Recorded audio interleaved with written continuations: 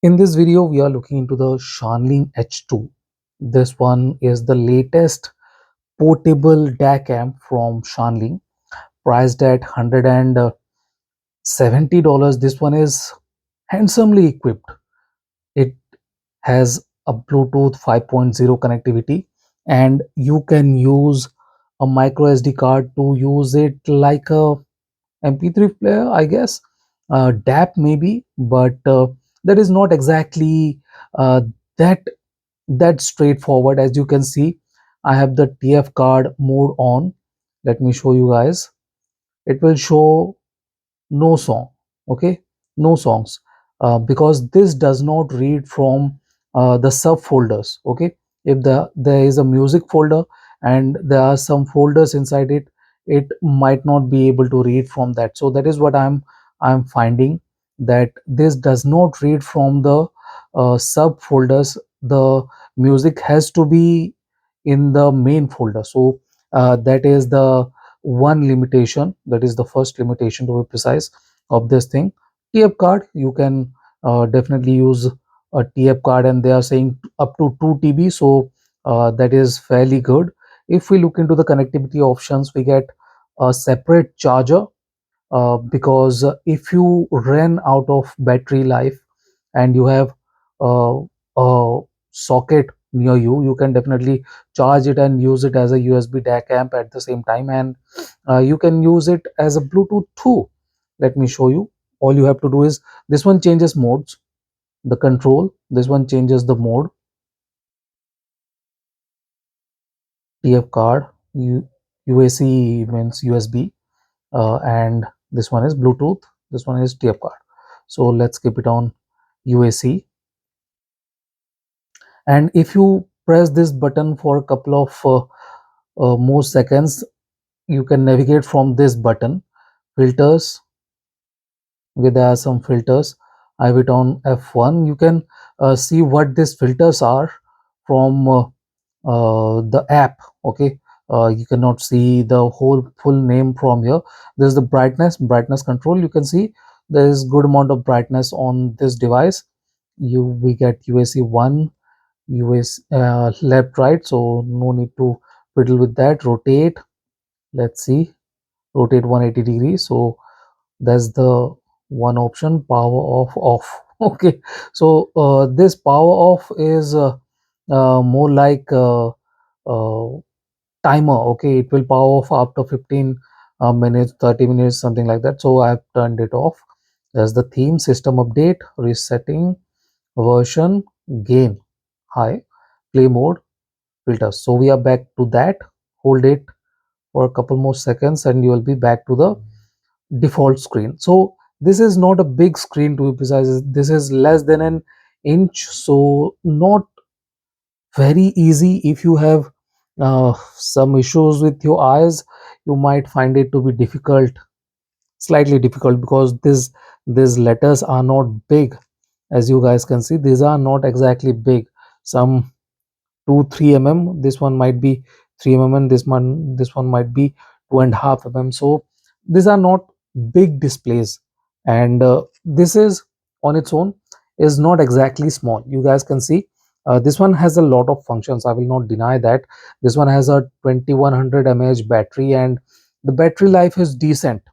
I'll say around 8 to 12 hours depending upon your usage. I one day I think I got around 10 hours. Okay, I had it on with the EJ07M, and it showed around 10 hours of battery life. So yeah, battery life is decent. I'm not exactly complaining, but could have been slightly better. This one has uh, decent amount of power too. The amount of power we are getting with this one is not exactly lacking. So that is why I have the FIO FT3 here with me. I'll connect it and play it for you to have a listen to it at the end. So this is exactly uh, very portable Bluetooth and portable DACAM kind of product. And if we move into the sound quality, I'll say do not expect a lot of clarity and precision and accuracy from it. Okay, This one is more for the convenience. Okay, this one is giving you a well-rounded product. So when something goes for an all-round performance, it it cannot be very cheap. Okay, and this one is fairly cheap. You can get some mid-range dongles at $170, so you guys can guess. And this is not exactly lacking power. It can drive the FT3 without much issues. I was not finding it to be squeaky or screechy or anything like that. So this one has good amount of power to drive the FT3. So you guys can guess the CS chip that has been used within it, the CS43198, I think CS43198 is a good chip. One can say that is kind of a very good chip, but this one, the amplifiers they have used, maybe this SGM8262 is not exactly tuned that well. Okay, this one kind of slightly sounds slightly unnatural. Okay, there is a hint of metallic timbre to it. I have used it with the FT3 and EJ07M, and there is a hint of metallic, slight bit of metallic timbre to it, and the notes are slightly on the thinner side at the finishing region. At the peak, we get a bit of thinner feeling when using, especially when using in the USB DAC mode. Put it on Bluetooth, and that extra bit of thinness, that extra bit of sharpness is gone. So that is a very good thing. It connected with one of my mobile phones. So yeah, that is that.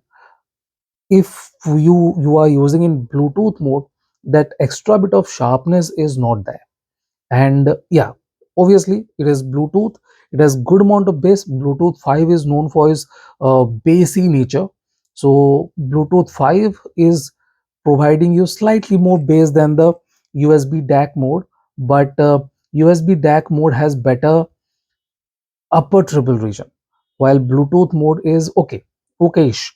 There aren't many issues. I will not complain about the issues, because there is, Bluetooth is always for convenience. Okay, you cannot expect excellent sound quality from Bluetooth. So that is a point that I will like to bring in. And the tuning could have been slightly smoother. Okay, let me show you. This filters we are looking at, these filters do work. I'm not saying they are not working, but none of them are fairly smooth. Okay, the native tuning of this USB or Bluetooth DAC amp, portable DAC amp, is slightly aggressive, slightly thinnish. It is trying to provide you extra bit of sharpness to make you perceive more details, but that is robbing it off of some refinement. And if you are not exactly looking for a Bluetooth DAC amp, the size is big too. The size is fairly big, to be precise. You can see, if I compare it with the Hidizs DH80s, this is fairly small. This is a USB DAC amp, do not have any Bluetooth or anything like that. So you can see the size is fairly big. Shanling H2 is fairly big, and the Hidizs is much smaller. If you are not looking for a Bluetooth DAC amp, you can definitely go for the Hidizs.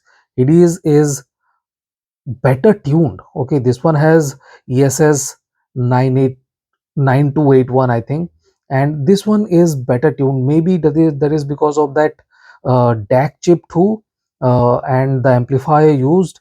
This one is a bit more calmer, a more refined kind of USB DAC amp, and you too can use it while charging. So that is a convenience this one is providing too.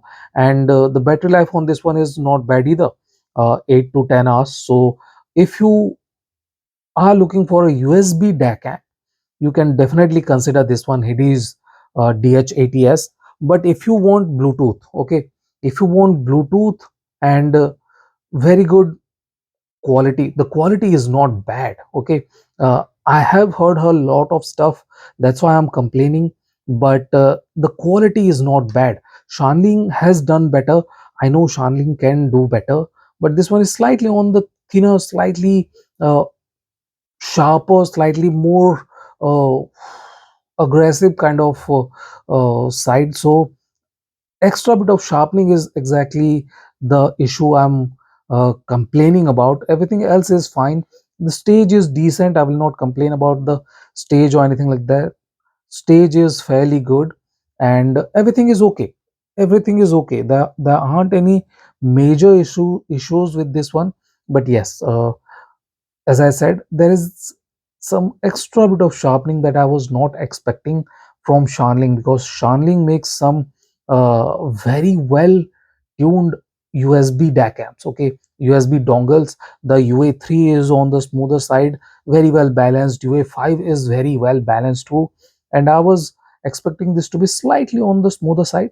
It's not lacking resolution or definition, but it's lacking the refinement. That is the only issue with the Shanling S2. And if you want an all-rounder, definitely go for it. It's fairly cheap, under $200. It can be considered as a very good all-rounder option.